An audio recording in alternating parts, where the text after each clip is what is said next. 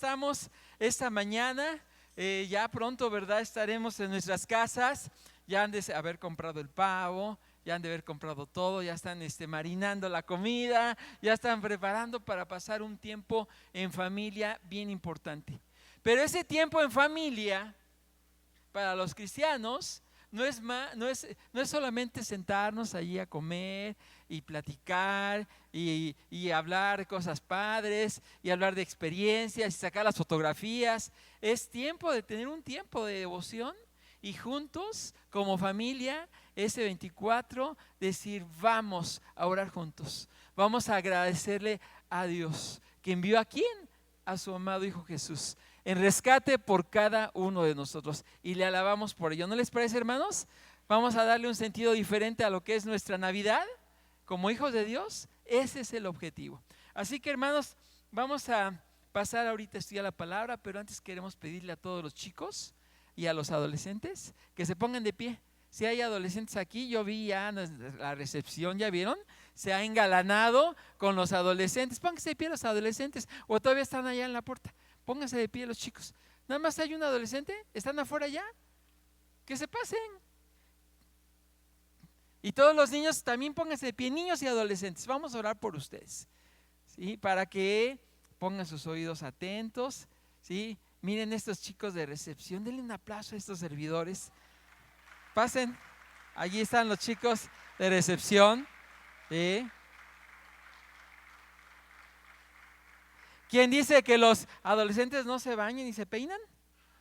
Vean a esos chicos guapos. Vamos a ponernos de pie, vamos a orar por todos ellos, por los niños también. Hay niños que van, pasen niños, pasen, vamos a orar por los niños, por los adolescentes. Nos ponemos de pie, vamos a estar un ratito sentaditos y vamos a orar por estos chicos para que sus oídos, sus corazones estén pero bien, bien, bien, bien. Dije chicos y Mauricio, es que Mauricio es el profesor. Yo dije, él no está tan chico. Muy bien, vamos a ver, miren qué bonitos estos niños preciosos que van a aprender mucho, ¿verdad? Vamos a extender nuestras manos para bendecir siempre a la juventud de nuestra iglesia. Padre, queremos poner en tus manos a estos chicos, niños, adolescentes, a sus maestros, que tú los uses esta mañana con la vida de ellos. Que ellos no vayan solamente a una clase, pues si pasan un rato bonito, juegan, se ríen, sino que sean retados desde pequeños que sean retados a seguir fielmente a nuestro Señor. Que estos niños recuerden que esta instrucción los va a perfeccionar en su madurez. Bendícelos, Señor, sé con ellos, Padre, y que sea un tiempo de mucha edificación para sus vidas. Te lo pedimos en el nombre de nuestro Señor Jesucristo. Amén. Amén, amén. Bien, chicos, pues vamos a estudiar bien aplicaditos. Dios les bendiga. Dios les bendiga. Muy bien. Tomen su lugar, hermanos. ¿El sonido lo escuchan bien, mis hermanos? ¿Está tranquilo? ¿No hay problema? ¿Escuchamos bien? Bueno, vamos a iniciar. Antes de que haga yo una pequeña oración para encomendarle a Dios este estudio, una pequeña reflexión, que es lo que nos va a introducir en lo que hoy vamos a estudiar. Hoy ustedes, amados hermanos, van a encontrar como nunca una forma diferente de entender la Navidad. Por lo menos eso sucedió en mí. Desde que yo me encontré con este estudio, que poco a poco por muchos años lo he estado meditando y que lo he estado estudiando, yo he encontrado una cosa preciosa del significado de lo que es la Navidad. Es algo importante que nosotros lo recordemos. Vamos a ver muchas implicaciones, muchas cosas que yo no entendía de lo que significó que Jesucristo haya venido aquí a la tierra. Y todo lo que tuvo que transcurrir desde el principio para que esto se cumpliera. Y ustedes van a encontrar una visión diferente que nos va a responsabilizar mucho del momento en el cual nosotros estamos ahora viviendo. Y cómo nosotros como hijos de Dios tenemos que confrontarnos con el significado del nacimiento de nuestro Señor Jesucristo. Así que preparemos nuestros corazones para deleitarnos en la palabra de Dios. Padre, queremos dejar en tus manos esta mañana. Háblanos, Padre. Recuérdanos, Señor, cuál es el significado de la Navidad de acuerdo a la palabra de Dios. Ayúdanos, Señor, a entender qué es lo que tú buscaste en cada uno de nosotros. ¿Qué es lo que tú buscaste de nuestros corazones, Señor? Ayúdanos a reconocer, Padre, que a veces se nos olvida el significado de lo que es el nacimiento de nuestro Señor Jesucristo. Y hoy ayúdanos a recuperar, rescatar, tomar con nuestro corazón y con nuestras manos y con nuestra vida el significado del nacimiento de nuestro Salvador Jesús. Te damos las gracias por este tiempo. En el nombre de nuestro Señor Jesucristo. Amén. Amén, hermanos. Les quiero preguntar al azar, levánteme la mano quien quiera decirme desde su lugar.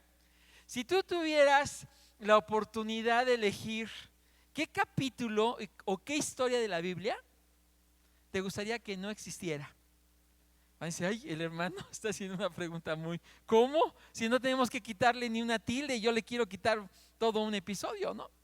¿Qué parte de la palabra ustedes piensan y dicen, ay, este es el episodio bíblico más triste, más negro, más oscuro? Si yo pudiera quitar esta parte de la palabra de Dios, la quitaba.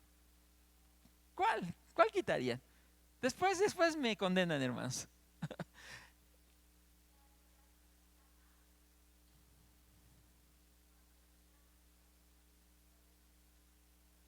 Ay, la rebelión contra David, muy triste, muy tremendo. Alguien más que diga, esta parte de la Biblia, wow, no debería de existir. Job, las pruebas de Job, quitaría las pruebas de Job. Sí, que no tenga pruebas, lo dejamos sin pruebas. Dos más, de este lado. A ver atrás, bien fuerte, hermanita, que te oigamos hasta acá.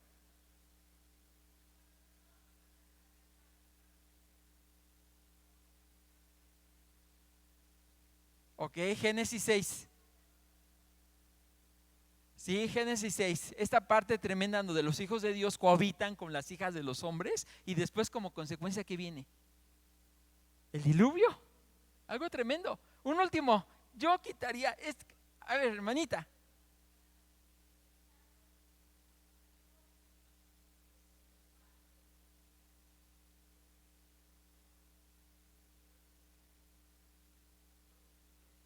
Salmo 51, esta oración de un hombre pecador.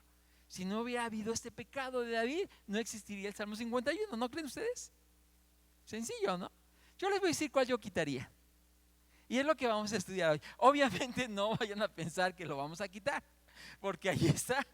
Y ahí vienen las lecciones. Es solamente como para introducir. Pero ustedes vean las implicaciones yo quitaría completamente el capítulo 3 de Génesis. Abran sus Biblias en el capítulo 3 de Génesis. Si no existiera Génesis 3, ¿qué sería de nosotros, hermanos? ¿Y ustedes de qué trata Génesis 3? ¿De qué trata, no? Vamos a ver Génesis capítulo 3. Génesis capítulo 3. Y me van a decir, ¿qué tiene que ver con la Navidad? Ya verán, tiene mucho que ver con la Navidad. Tiene mucho significado, mucho sentido con la Navidad. La caída del hombre. La caída del hombre. Triste episodio en la historia de la humanidad. Dios hizo las cosas perfectas. Dios hizo las cosas hermosas. Dios hizo las cosas inimaginables, maravillosas. Creó al hombre, creó a la mujer, le dio oportunidad de no trabajar y le dio la oportunidad a la mujer de no tener dolor. Tuvieron la bendición de no llorar, no sufrían, estiraban la mano y comían cosas preciosas y ricas y deliciosas. No guisaban, no tenían nada, simplemente se levantaban, comían, se paseaban. Cancún, 365 días, todo el tiempo, algo precioso, no gastaban dinero, era una cosa hermosa, eran felices, pero algo ocurrió en Génesis 3. Algo ocurrió en Génesis 3 que partió la historia de la humanidad. Y el dolor que sentimos, la preocupación que sentimos, la angustia que sentimos, la zozobra, el pesar, la conciencia mala, todo esto surge de Génesis 3. Pero como no puedo quitar este capítulo, voy a tener que sacar una enseñanza de este capítulo para mi vida y entender qué implicaciones tiene con lo que Jesús hizo por nosotros. ¿Qué les parece si hacemos un recorrido rápido? Yo les voy a dejar que ustedes lo lean con mucha calma, pero vamos a concentrarnos en unos pocos versículos. Vamos a empezar con el versículo del 1 al 5 del capítulo 3. ¿Lo tenemos? Listos. Vamos a ver la tentación. Todo muy tranquilo y de repente aparece la serpiente. Pero la serpiente era astuta, más que todos los animales del campo que Jehová había hecho, la cual dijo a la mujer: ¿con qué Dios os ha dicho? ¿No comáis de todo árbol del huerto? Y la mujer respondió a la serpiente: del fruto de los árboles del huerto podemos comer, pero del fruto del árbol que está en medio del huerto, dijo Dios: no comeréis de él, ni le tocaréis, para que no muráis. Entonces la serpiente dijo a la mujer: no moriréis, sino que sabe Dios que el día que comáis de él van a ser abiertos vuestros ojos y seréis como Dios, sabiendo el bien y el mal. Tremenda pregunta, una pregunta que llega en un momento. Lo tenía estudiado, hermanos. Así obra el enemigo. Tenía perfectamente estudiado todo, el momento en el cual lo iba a hacer. Y el mejor modo de hacer frente a las preguntas de Satanás, ¿cuál es la mejor manera de hacer frente a las preguntas de Satanás que no lo hizo Eva? Es considerar cualquier obra de Satanás, pregunta, insinuación, comentario, tan maliciosa como él mismo. Todo lo que viene del enemigo es malo. No hay nada que nosotros podamos decir: esto sí es algo interesante, porque me va a resultar en algo que me va a traer paz, me va a traer gozo, me va a traer regocijo, pero yo sé que tengo que rechazarlas. Si yo admito en mi corazón, aunque sea por un instante, por 3 segundos, por un momento, yo puedo perder la única arma que yo tengo para vencer al enemigo, es decirle: no, no, no lo vas a hacer, no te voy a escuchar. Pero ¿qué pasó con Eva? Ella admitió duda en contra de Dios y ella fue incrédula a todo lo que Dios le había dicho. Cuando yo pongo en duda lo que Dios me dice, es incredulidad. Es decir, no es cierto lo que tú estás diciendo. Y Eva fue culpable de incredulidad porque no creyó a la instrucción de Dios. Le dio poca importancia. Y además de todo esto, de este diálogo en el que se metió Eva, además se puso también a mentir. Porque ella le dijo en este versículo que leímos: ni siquiera le vas a tocar. Y nunca Dios le dijo eso, ¿verdad? Les dijo: no comas, no comas. Pero a veces nos metemos en un diálogo con el enemigo, en los razonamientos, y le dejamos avanzar. ¿Qué fue lo que ocurrió? Versículo 6, algo tremendo de Génesis 3. Dice el versículo, nos dice el momento preciso de la caída. Y vio la mujer que el árbol era bueno para comer. Se detuvo. Dijo: voy a apreciar lo que está aquí frente a mí. Lo vio que era agradable a los ojos y que era un árbol codiciable para alcanzar sabiduría. Después no solamente se conformó con ver, lo tomó. Y no solamente se conformó con tomarlo, hasta allí pudo ella haber recapacitado. No importa que lo haya tomado, simplemente dice: ay, Dios dijo que no, lo dejo, no lo voy a comer. Ella comió. Y no solamente se conformó con comer, ella también dio. Vean estos verbos y estas acciones bien comprometedoras. Cuando nosotros, hermanos, veamos el mal, cuando nosotros estemos delante del mal, no debemos tomarlo, no debemos comerlo, no debemos de darlo a otros, siendo piedras de tropiezo, que fue lo que ella hizo. Y después de que ella lo tomó, se lo dio y lo comió y lo compartió, él también, su marido, comió. Vean qué interesante, qué cosas hizo ella. Vio, tomó, comió y dio. ¿Qué hizo Adán? Según el texto, solo comió. ¡Qué tremendo! O sea, él no se puso a averiguar, Él no se puso nada, simplemente lo que hizo fue, me lo están en este momento entregando y yo sin pensar, sin detenerme, simplemente. Por eso lo que hizo Adán es tan grave, porque él tenía en sus manos la oportunidad en ese momento de corregir la historia de la humanidad, no comiéndolo, pero él simplemente lo comió. Y este acto tuvo tremendas consecuencias en la historia de la humanidad. Génesis 3, versículo 7, 8, 10, 22 y 23. No los vamos a leer, se los voy a platicar. Génesis 3, 7, 8, 10, 22, 23. Pueden leerlo y ustedes los van a ir encontrando. Vean todas las consecuencias de este acto que cometieron estos hombres. Este hombre y su esposa. Primero, se despertó la conciencia de Adán y de Eva. Conocieron el bien sin poderlo hacer, porque ellos sabían qué era lo que Dios les había pedido. Y ellos conocieron el mal sin poderlo evitar. Es el momento en el cual la humanidad se enajenó al pecado.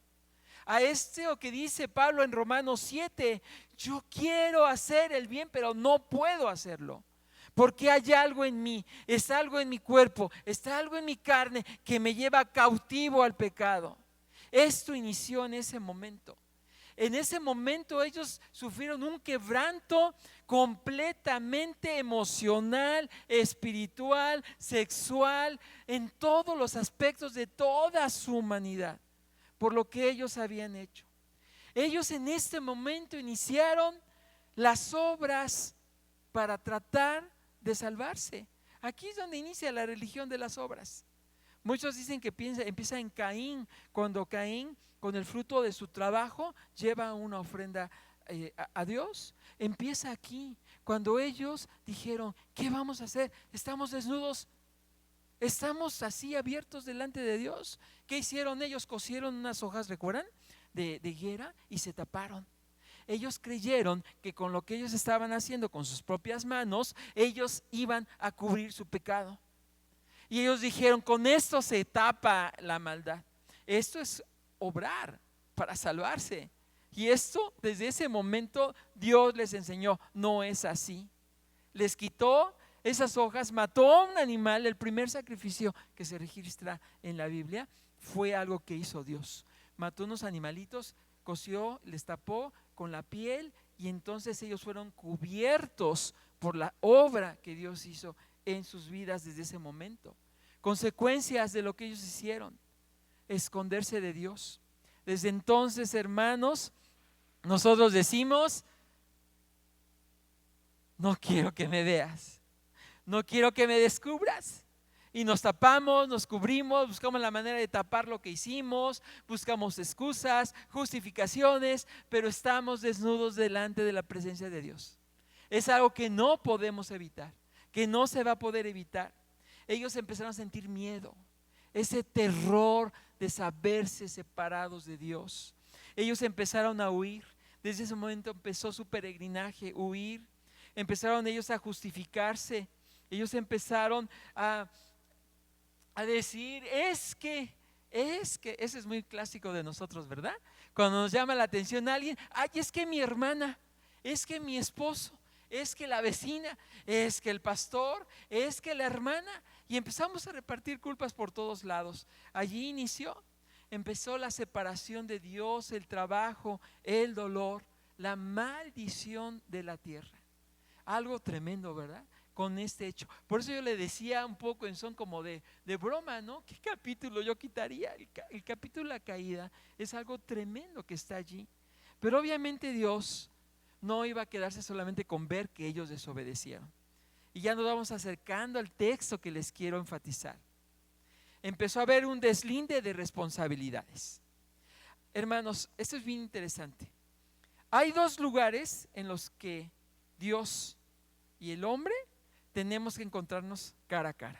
Solamente hay dos lugares. Uno de estos lugares se encuentra en el terreno de la gracia. Cuando el Señor se apiada de nosotros, nosotros nos encontramos con Él y le decimos: yo creo en ti, me arrepiento, dame de tu amor, dame de tu misericordia. Y el otro terreno es en el terreno del juicio, en el terreno del castigo. Y este encuentro que estamos viendo, que llega Dios y ve lo que pasó y se encuentra con Adán, con Eva y con la serpiente, demuestra el carácter moral de Dios, el carácter moral de Satanás, el carácter moral de Adán y de Eva.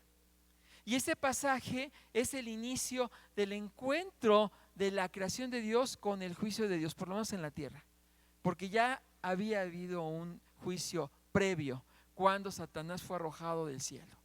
Pero aquí en la tierra inicia este momento de juicio con la serpiente, la mujer y el hombre. Y estos juicios son impactantes. El juicio de la serpiente es bien interesante. Vamos a ver, por favor, versículo 14 y 15. Y Jehová Dios dijo a la serpiente: por cuanto esto hiciste, maldita serás entre todas las bestias y entre todos los animales del campo. Sobre tu pecho andarás y polvo comerás todos los días de tu vida. Y pondré enemistad entre ti y la mujer, y entre tu simiente y la simiente suya. Esta te herirá en la cabeza, y tú le herirás en el calcañar. Vamos a profundizar en este versículo un poco más adelante. Hubo un juicio a la mujer. Versículo 16. A la mujer dijo: multiplicaré en gran manera los dolores de tus preñeces. Con dolor darás a luz a tus hijos, y tu deseo será para tu marido, y él se enseñoreará de ti. Después, en el versículo 17 y 19, encontramos el juicio al hombre, algo también impactante. Y al hombre dijo: por cuánto obedeciste a la voz de tu mujer y comiste. ¿Se dan cuenta? La única acción que hizo Adán fue la acción por la cual él fue juzgado: el haber comido del árbol que Dios le mandó que no comiese. Dice la palabra: no comerás de él. Maldita será la tierra por tu causa, con dolor comerás de ella todos los días de tu vida. 18. Espinos y cardos te producirá, y comerás plantas del campo. Con el sudor de tu rostro comerás el pan hasta que vuelvas a la tierra, porque de ella fuiste tomado, porque polvo eres y al polvo volverás. Tremendo, ¿no, hermanos? Dios emite su juicio a Satanás, a la mujer y al hombre. Pero dentro del juicio de Dios hay un episodio de gracia, que es lo que nosotros vamos a resaltar esta mañana. Ustedes van a encontrar en el versículo 15 una tremenda promesa de redención futura. Este texto que vamos a estar estudiando, el versículo 15, se conoce como el protoevangelio. Ahorita les explicaré por qué se conoce como el primer evangelio.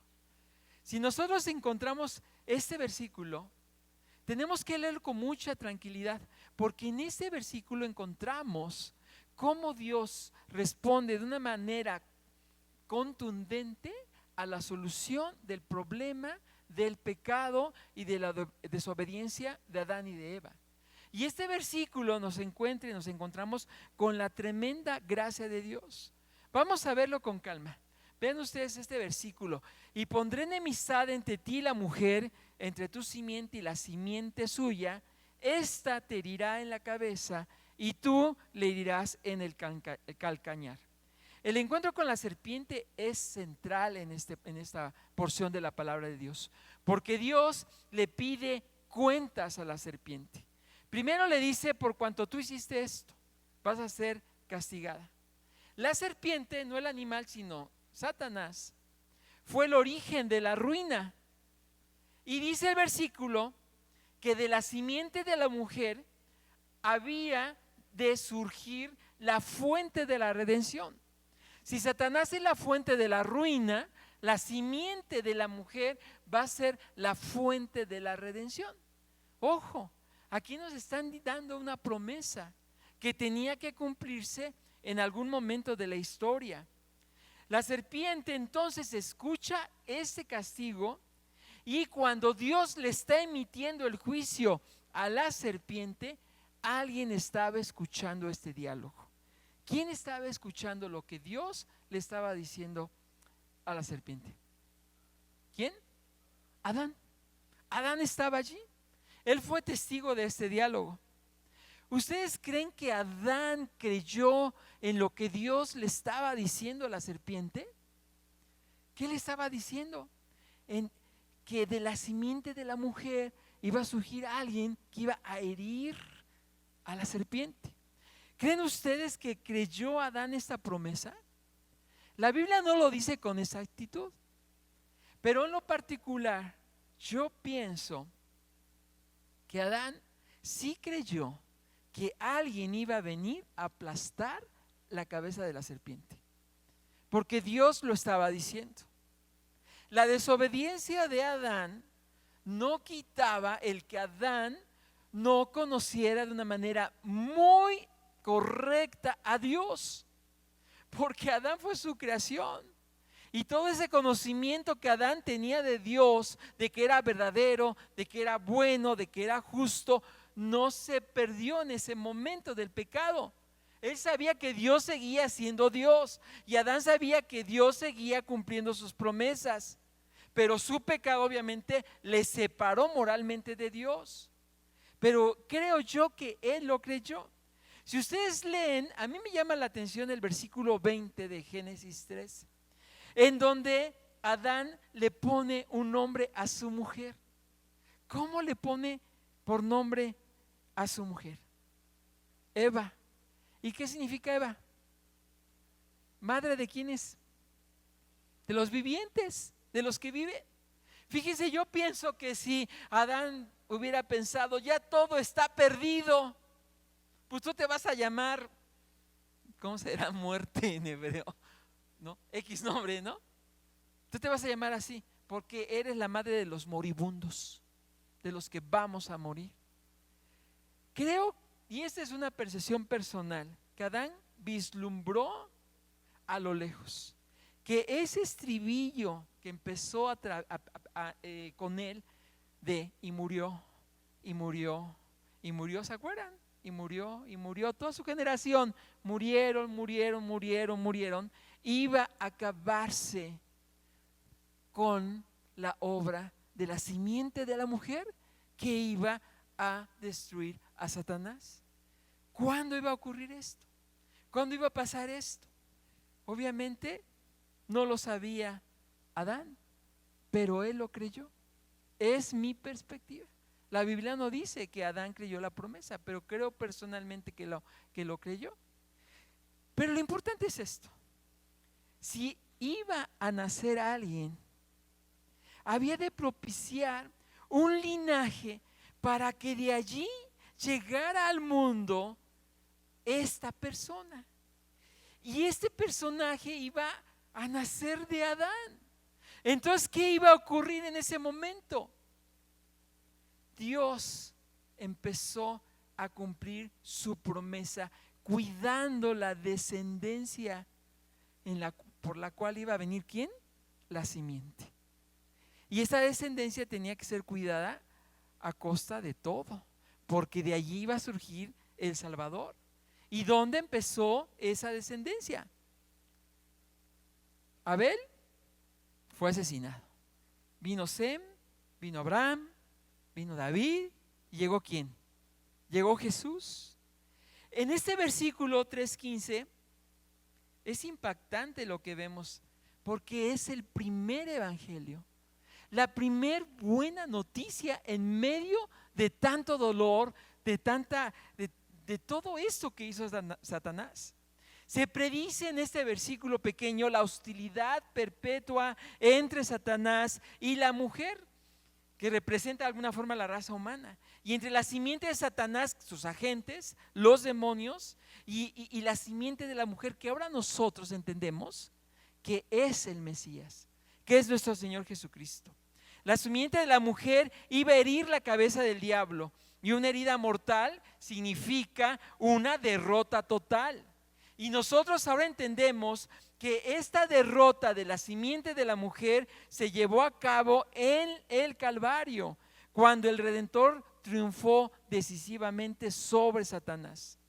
Satanás, a su vez, dice la palabra, dice el texto, que iba a herir en el calcañar, digamos que en esta parte del pie, iba a herir con sufrimiento, con una mordedura muy fuerte, y le iba a dar sufrimiento. Incluso nosotros ya sabemos, se provocó la muerte física, pero no fue una derrota definitiva, porque nosotros sabemos, y hoy lo cantamos con alegría, ¿verdad?, que Él resucitó y venció la muerte y venció a Satanás.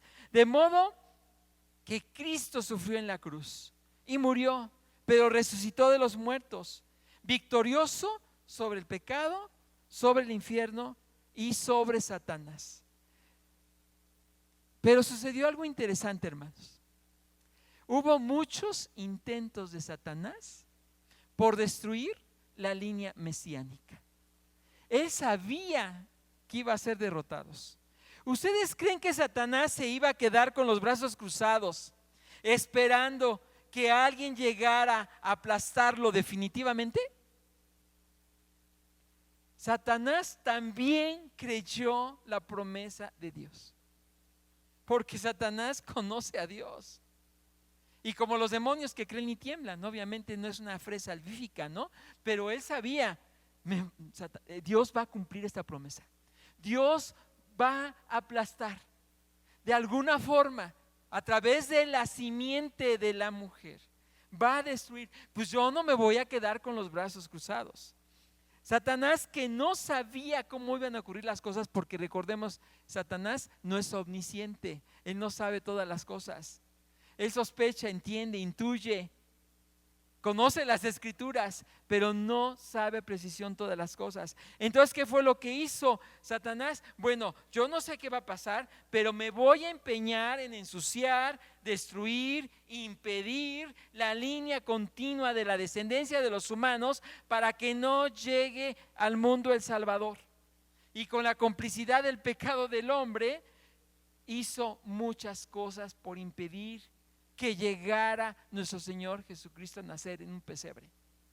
Lo buscó y lo buscó, lo intentó.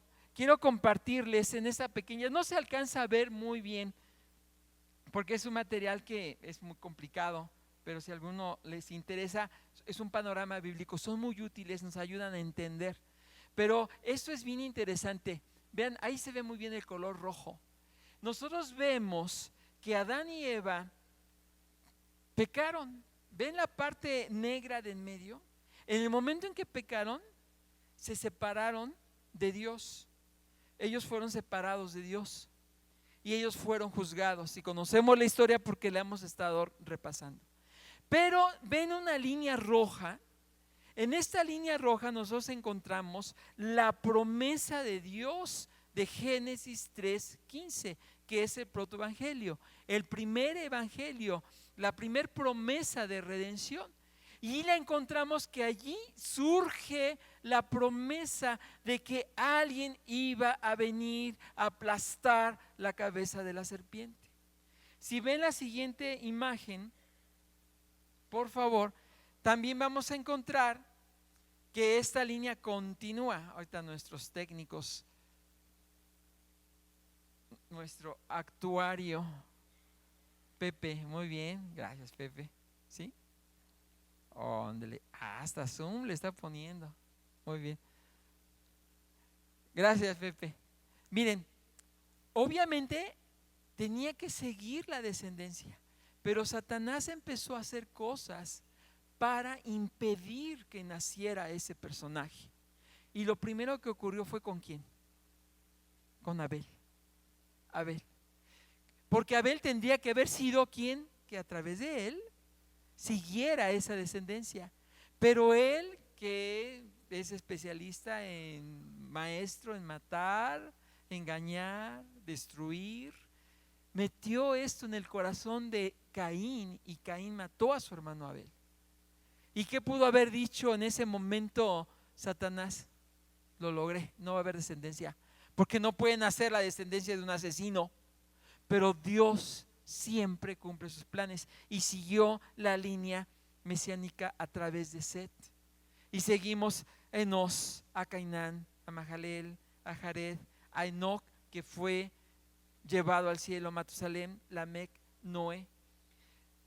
Pero él siguió en su intento de destruir el propósito de Dios de nuestra salvación. Por eso cuando Jesús nace en un pesebre, es un evento maravilloso, increíble, porque aunque Satanás se propuso en destruir la obra de Dios, nunca lo consiguió, nunca lo logró. Les voy a enumerar algunos eventos en los cuales Satanás estuvo haciendo esto constantemente para ensuciar y manchar la línea en la cual iba a llegar nuestro Señor Jesucristo. El asesinato de Abel, que es el primero. El capítulo 6, que dice nuestra hermana Lorena, cuando los hijos de Dios cohabitan con las hijas de los hombres y Dios destruye toda una generación para conservar esta línea de descendencia de la simiente de la mujer. Es algo impactante. Hay muchos comentaristas, pero la mayoría de ellos coinciden en algo, que de alguna forma sobrenatural, ángeles caídos tuvieron relación con las hijas de los hombres y entonces empezaron, dice la Biblia, nacieron gigantes, nacieron personas, y Dios vio este evento como algo muy horrible que estaban haciendo. ¿Y qué juicio viene sobre toda la humanidad? El diluvio. Pero Él conserva. ¿Se dan cuenta que hay un plan de Dios para conservar pura la línea para que naciera nuestro Señor Jesucristo? Deja a Noé y a través de la descendencia de Noé sigue la línea mesiánica, pero no se detiene Satanás. ¿Qué pasó cuando Abraham procrea de Agar a Ismael? ¿No les parece que es otro intento? Van a pensar que soy conspiracionista, ¿verdad? Pero es muy claro, desde mi perspectiva, que Satanás siempre quiso destruir la obra de Dios para que no naciera Jesús. ¿Y qué pasa? ¿Por qué es impactante este evento? Porque Jesús iba a nacer del hijo de la promesa, iba a nacer del hijo de ¿quién? De Abraham, del hijo del matrimonio de Abraham, que era Isaac, no era Ismael. Entonces, ¿qué es lo que hace Dios? Corrige esto y va a ser de tu esposa, va a ser de Sara, aunque esté viejita, se va a conservar tu descendencia. Y después nosotros encontramos otro pasaje que nos pasa desapercibido. A mí me llama mucho la atención cuando el pueblo de Israel pide un rey fuera de tiempo, porque sí, bíblicamente la palabra de Dios enseña que Dios iba a proveer un rey para Israel, pero era alguien que tenía que venir de la descendencia. Pero ¿quién es el rey de Israel en esa época? Saúl. ¿Y Saúl de qué tribu era? ¿Se acuerdan? ¿Esgrima? ¿Se acuerdan? No, no es esgrima, este juego es ¿no se acuerdan? Benjamín. Y la promesa venía ¿de qué tribu? De Judá. Entonces, si se hubiera mantenido Saúl como rey, ¿qué pasaba? Dios dice, no, vamos con la línea, va a ser de David, porque David, de allí viene la promesa y Dios sigue manteniendo, ¿no? Hubo una generación antes de Esdras y de Nehemías, que es un evento impactante, de unas connotaciones bien impactantes. Surge con Esther, viene esta historia en el libro de Esther. ¿Qué pasó en el libro de Esther? Dios salvó a su pueblo de un exterminio total a través del malvado Amán. ¿Se acuerdan? Estaba planeado destruir a todos los judíos. ¿Quién estaba detrás de esto? Satanás. Porque él iba a impedir que surgiera ese personaje que le aplastara la cabeza. Y ha estado en esta guerra en contra de Dios. Bueno, cuando ya había nacido Jesús, ¿se acuerdan? El rey Herodes ¿Qué hizo el rey Herodes? Mató a muchos niños. Y él pensaba que entre ellos estaba ¿quién? Jesús. ¿Se dan cuenta que hay un plan para destruir la obra de Dios y para que naciera el Salvador? Por eso cuando nace nuestro Señor Jesucristo, el centro del Evangelio, cuando nace, hay fiesta, hay gozo. Satanás no logró su objetivo. Nació el Salvador. Esa es la Navidad, que nació el Rey victorioso para cumplir el propósito que Él tenía para la humanidad. Y nosotros ahora lo gozamos, lo disfrutamos, lo vivimos. Pero ellos estaban en ese momento expectantes de que algo ocurriera. Llegaron 400 años de silencio, ¿se acuerdan? 400 años el pueblo de Israel no tuvo profecía. Después le pasaron muchas cosas. Llegaron los romanos, llegó el yugo de los romanos, les pusieron un rey edomita que era Herodes. No era Herodes, no era judío, era de Edom. Tenían que pagar impuestos a los romanos. En esta época había una actividad demoníaca increíble. Ustedes se acuerdan de los evangelios. ¿Cuántos pasajes encontramos de encuentros con demonios? Era una época oscura, tremenda, en donde el corazón de los hijos estaba separado de sus padres y el corazón de los padres estaba separado de sus hijos. El último versículo del Antiguo Testamento, ¿sí lo recuerdan? Malaquías, el último versículo nos enseña con toda claridad cómo estaba separado el corazón de los hijos hacia sus padres y de los padres hacia sus hijos. O sea, estaban las familias totalmente rotas. Y en medio de esa tristeza, en medio de ese dolor, en medio de esa soledad, en donde los judíos decían, ya no hay esperanza para nosotros, surge esta hermosa promesa y el cumplimiento de Miqueas 5:2. Vean, hermanos, Miqueas 5:2. Gracias por ponerme Malaquías 4:6. Vemos Miqueas 5:2. En este preciso momento, cuando ellos ya estaban pues ya como abandonados, veían que nada ocurría, es cuando se acelera el cumplimiento de Génesis 3:15. Y Dios dice, este es el momento planeado desde la eternidad, en donde predice que iba a nacer en Belén quien iba a cumplir el papel del redentor y del vencedor de la serpiente, la simiente de la mujer. Pero tú, Belén Efrata, pequeña para estar entre las familias de Judá, de ti me saldrá el que será Señor de Israel, y sus salidas son desde el principio, desde los días de la eternidad. Miqueas vio a Dios tratando con un pueblo cautivo al cual el Señor les estaba prometiendo que los iba a liberar, que les iba a cumplir esta promesa. La simiente, quien iba a nacer en Belén, era aquel, porque todos estos hombres piadosos del Antiguo Testamento estaban anhelantes de que llegara a la tierra, suspiraban porque Él cumpliera las promesas que se le habían hecho a Adán cuando Adán perdió el paraíso. Y estaban anhelantes de esto. El profeta Miqueas vio que el Mesías no iba a nacer en un palacio, no iba a nacer en un lugar hermoso, un lugar rodeado de riqueza, sino que iba a nacer de una manera muy humilde, en un pueblito abandonado, en un pueblito allí perdido, un pueblito insignificante de todos los clanes de Judá, un pueblo que estaba allí perdido. Sí, ahí nació David, pero era un lugar muy pobre.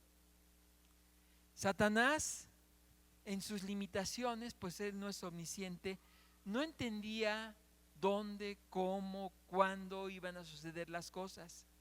No imaginaba cuál era el plan que tenía Dios.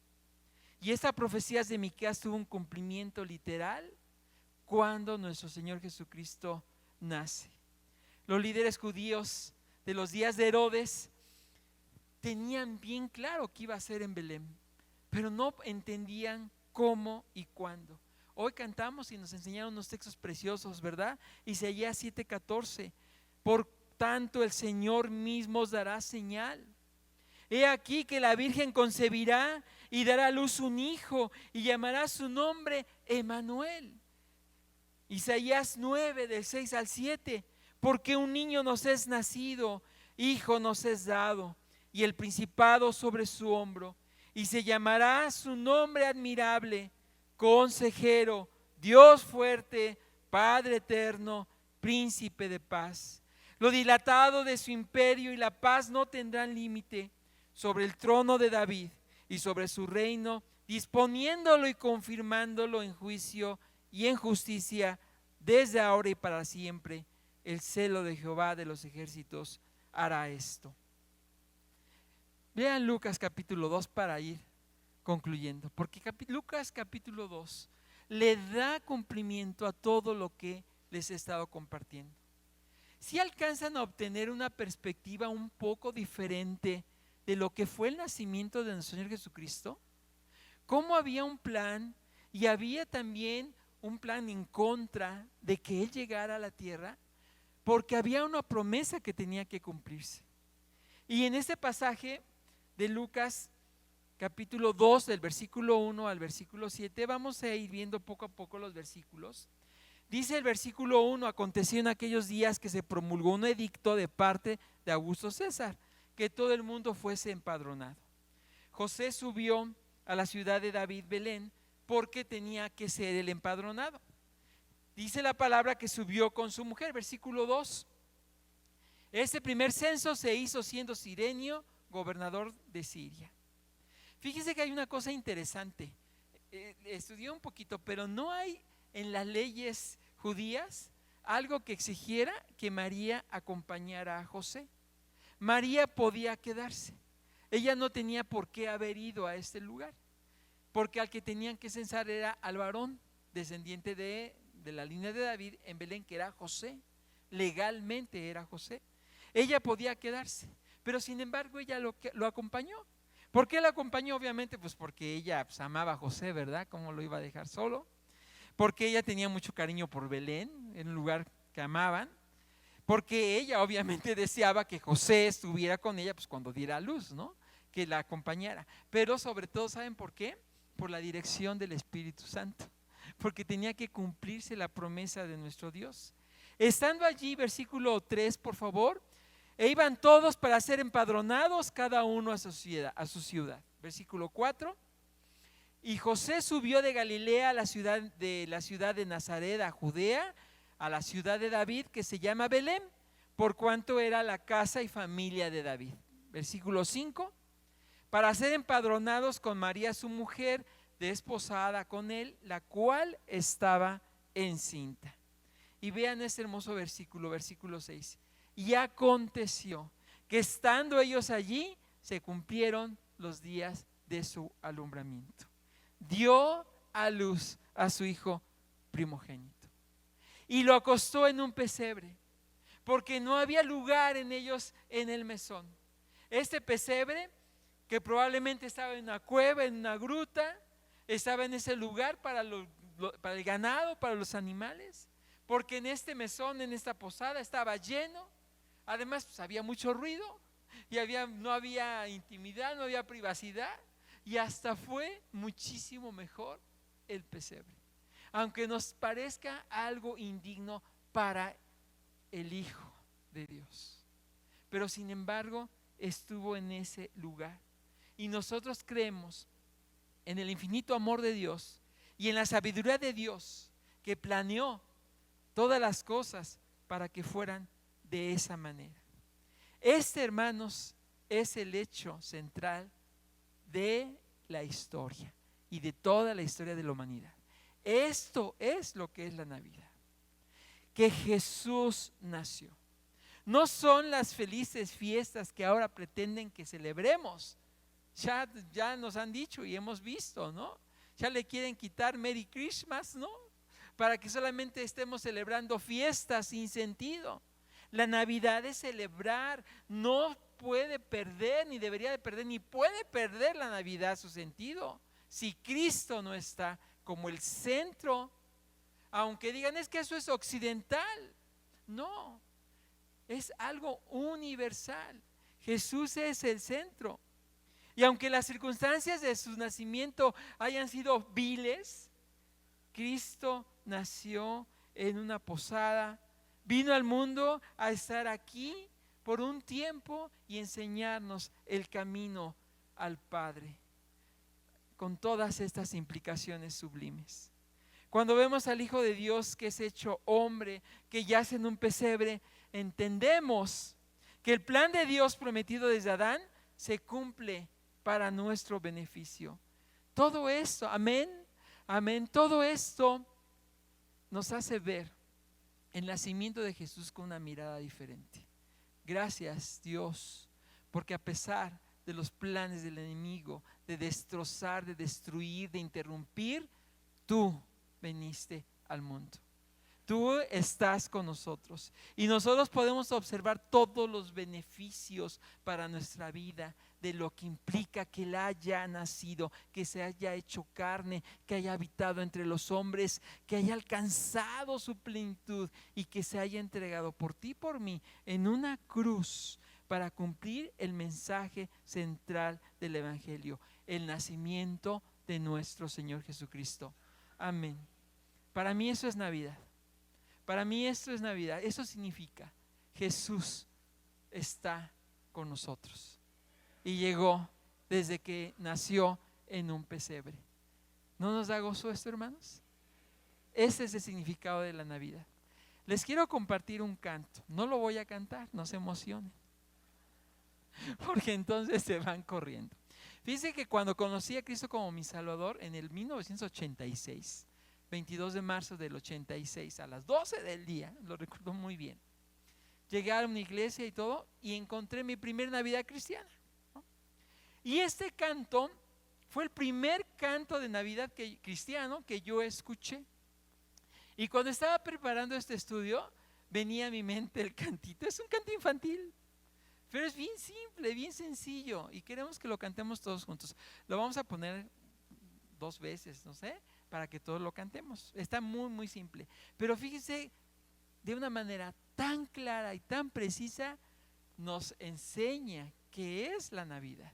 Y esto es lo que nosotros tenemos que enseñarle a otros. Que entiendan que eso es lo que significa que Jesús nació en este mundo. Así que nos ponemos de pie y vamos a escuchar la letra. Ya la tenemos lista, técnicos. Después se las canto. Es un canto muy alegre, muy bonito. ¿Le subimos?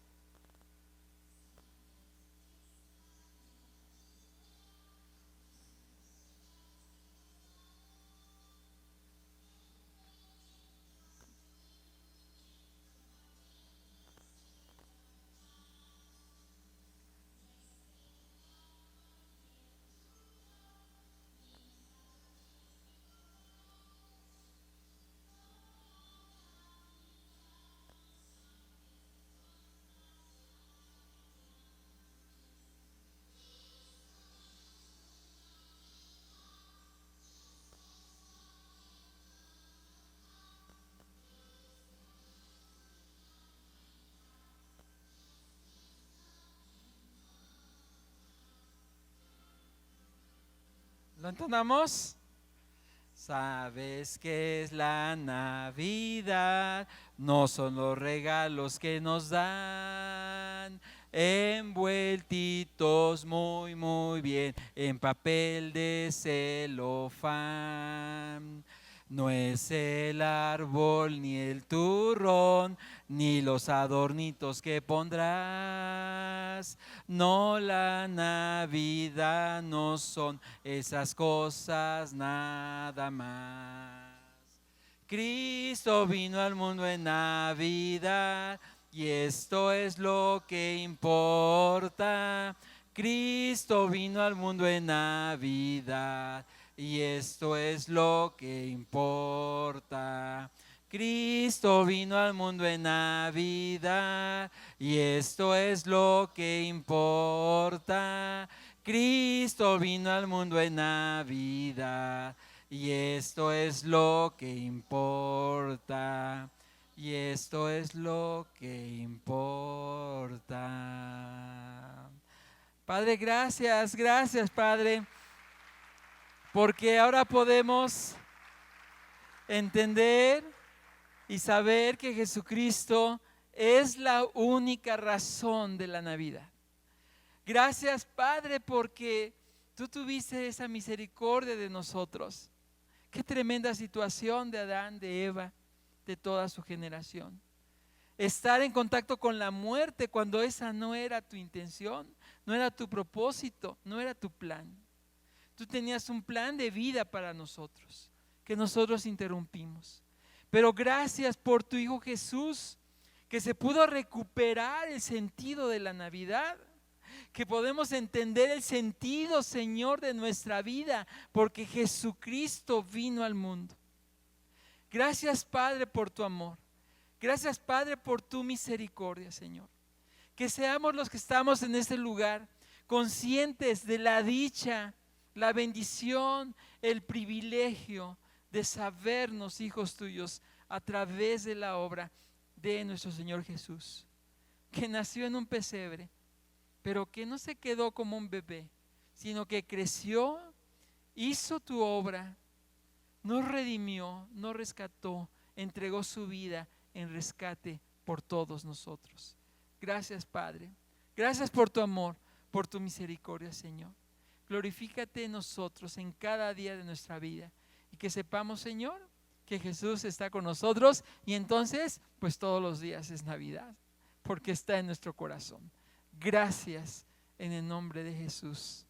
Amén. Amén. Dios les bendiga, hermanos.